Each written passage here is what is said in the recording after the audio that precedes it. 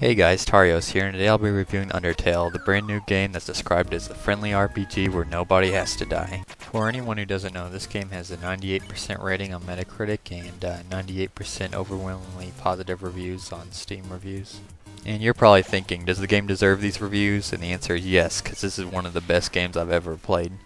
As I've already mentioned, this game is an RPG, and it feels a lot like both Earthbound and Cave Story combined together into one game.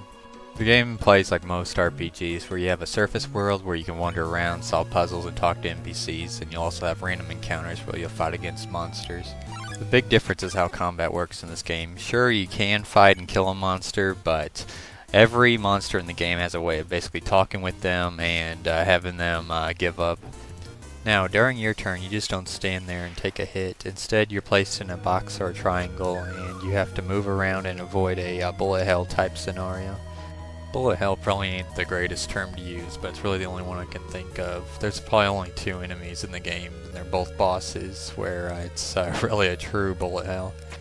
But nevertheless, every enemy basically has a different kind of attack it can use, so with each enemy or boss you fight, it's a completely different strategy on how to avoid their attacks. I've already beaten the game about 4 times now, and even after 4 times, the combat in the game doesn't get the least bit boring, even though you know the patterns for all the enemies and how to beat them. Now, for the reason why everyone likes this game, the stories and the characters. Now, I don't want to spoil too much about the characters, but the characters written in this game are fucking amazing. Every character in the game is completely unique from one another, and they all have rich backstories, and they're extremely interesting, and you constantly want to be interacting with them, if that makes any sense. You can just imagine how crazy the game gets when some of the big characters in the game are a spider running a bake sale, a nerdy scientist, and a robot that wants to be a TV star. Along with the characters, the story's also really, really good. Well, I don't want to give too much away with the story. You basically play as a little kid who falls down into a mountain that's full of monsters. You have to basically find a way to escape the mountain. Will you talk your way out of every battle, or will you fight your way through every battle? That's entirely up to you, but as anyone who's fought their way out of every battle can tell you, you're going to have a bad time. Depending on the choices you make in the game, it can completely affect the story. And unlike Mass Effect 3, your choices actually matter in this game. Depending on who you kill or who you spare, it can actually affect the ending. And hell, it can even affect the story as you play through the game. And there are many, many endings that you can get depending on who's alive at the end.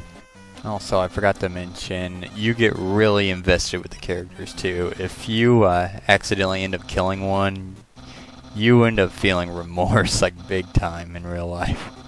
The characters are that well written. I'd love to be able to go on and on about how great the story and the characters are, but even telling you guys just a little bit about them, it spoils a lot of the story and surprise. So let's just hop straight into some other stuff, like the music and graphics, for instance. I'm not going to touch on the graphics too much. Honestly, if you can watch the gameplay footage and see it for yourself. But I mean, honestly, the graphics look really good. The animations look great too. And it's I mean, as you can see here, it's the typical kind of stuff you'd expect to see in a game kind of like Earthbound or the other games. The music in the game is really, really good. Each character pretty much has their own little theme song that goes along with them, and when you're not playing the game, you'll find yourselves humming along with the songs. I'm not the kind of person who buys a soundtrack for a game. I maybe own probably about 2 or 3 soundtracks from games, but Undertale is one of the games whose soundtrack I plan to buy next paycheck. Now, the game only lasts for about maybe 4 to 6 hours. I'd probably say more about 6 hours on your first playthrough, because you'll be dying, but you'll want to play the game multiple times, because first off, you can't get one of the true endings till you beat the game a second time, and even after you get like one of the true endings, you want to replay it because the game is so good. The really great thing about the story is you'll run through the story and you'll learn all these small details, and then if you play the game a second time, then you'll start seeing these small details take effect. And because you didn't know about them till you beat the game the first time, now you're able to see them. So, is this game worth buying, or are those reviews right? The answer to that is yes. This game is a must-buy. Honestly, this is my game of the year so far, and I expect to be seeing it win some Game of the Year awards as the year comes to a close. The game's only $10 and you'll definitely get your money's worth out of it.